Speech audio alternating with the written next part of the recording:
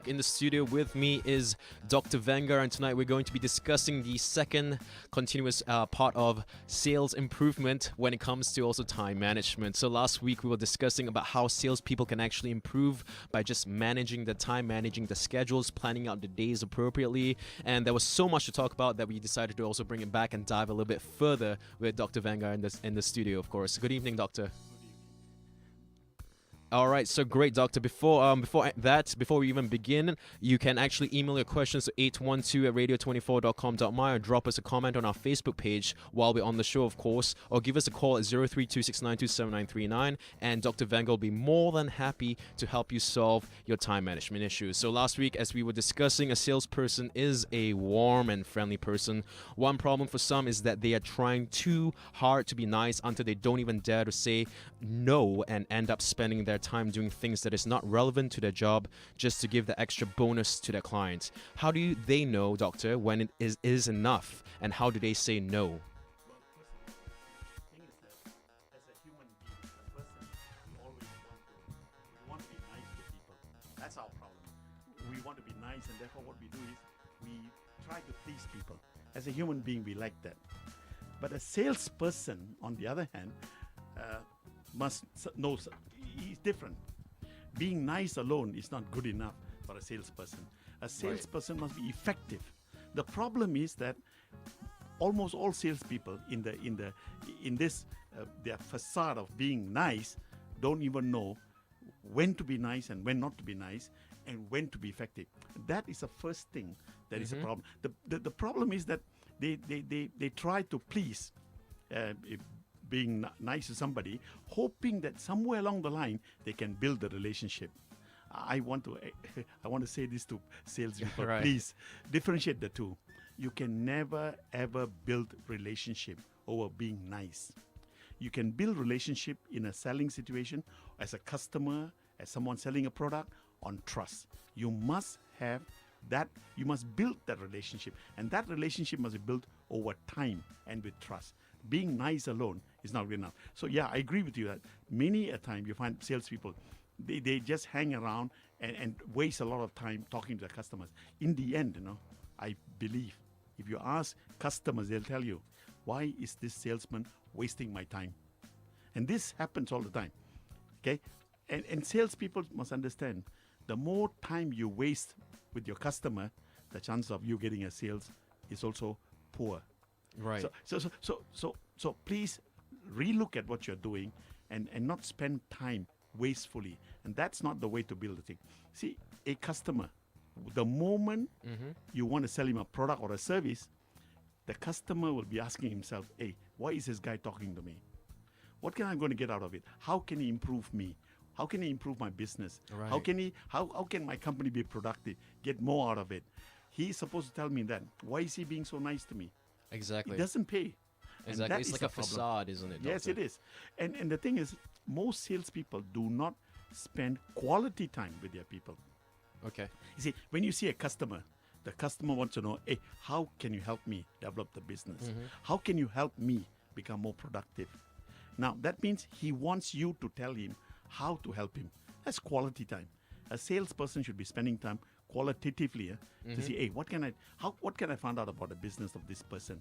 What in my line of product that I have, the range of product I have, the service I have, how can I make this company better, be more productive? Right. And that way, that quality of time is at least quantified. And therefore, a customer will always see a salesman, provided that salesman always comes and add value at every meeting. There has to be some sort of benefit Yeah, going exactly. back to the customer, not just about being nice. No. I'm not here just to be your friend, but it never hurts to be nice. We Right. can be nice at the same time, be objective in what you're doing.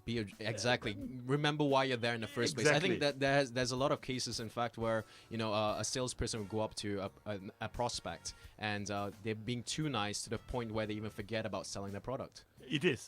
Right. The thing is, when you are being nice to people and your objectives are not very clear, the customer, of course, will think, well, he just wants to talk to me. So Exactly. let him talk. I mean, I can hear.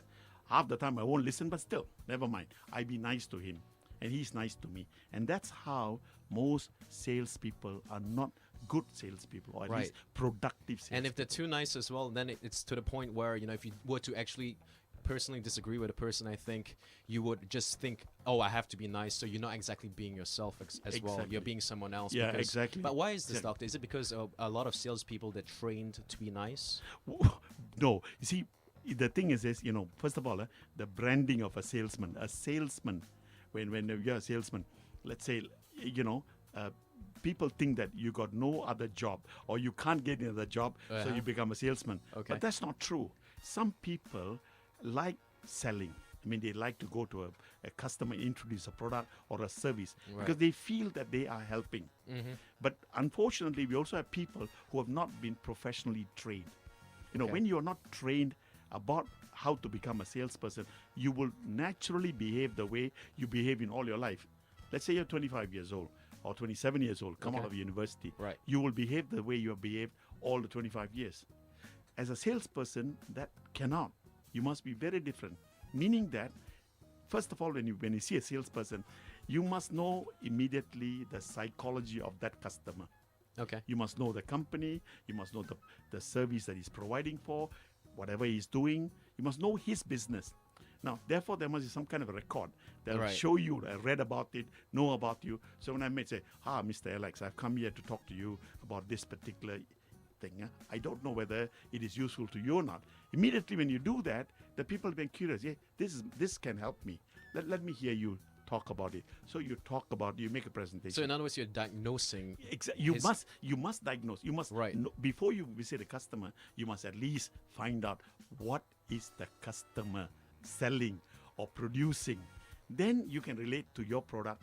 Exactly. how he can help you. It's not just selling It's X not. product because your company taught you to sell one particular product, and you're here to You're just not, you see. throw your sales pitch out there. Exactly. You're customizing it. Yeah, exactly. That's the first thing. We lose it. But we don't even take the trouble to find out the customer's need, Mm-hmm. or where is the area in which I, as a salesperson, can add value. Okay. If not, it'll be a conversation. And that's what we do most of the time. Example. If you're selling, say, an insurance as an example, you assume that everybody needs insurance. You assume that everybody has no insurance, or you assume they have little insurance. So you start to talk about what product you sell. But in the mind of the customer, I can't even pay my car bill. How the hell am I going to buy insurance now? So we don't understand. So we need to sit down and first of all find out, do a research on every customer. And don't tell me you can't do it, okay? Because if your company has been doing business with that person or his company, there are a lot of data within your own company that can tell you about the customer. But Why? oftentimes, okay, since we're talking about insurance agents, for example, oftentimes you're just picking up a random name card and you're giving this person a call out of luck. I mean, there's no way to actually do a proper research or No. background search on him. True. So True, absolutely. At most, you'll probably know that he's a sales manager in a media firm or something, and you could at least find out a little bit about what he does and how.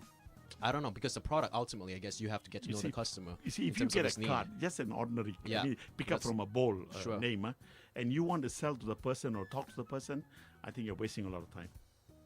First of all, if you just get a card, then Right. you got to find out, at least Google and find out, hey, which company he works for? All right. Or who is he? on a minimal basis, find On out a- his at least a industry. little bit. And you can easily write him a small note or call him up and say, I was given your card.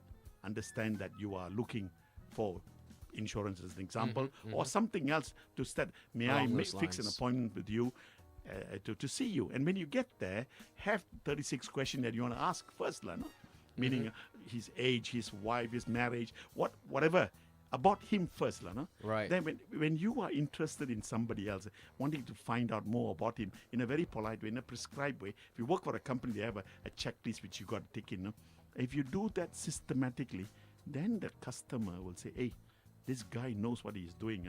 He first want to find out what are my needs.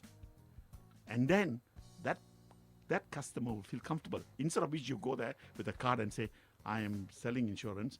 I got your name. Would you like to buy insurance? What is he going to tell you? He says no. That's too robotic.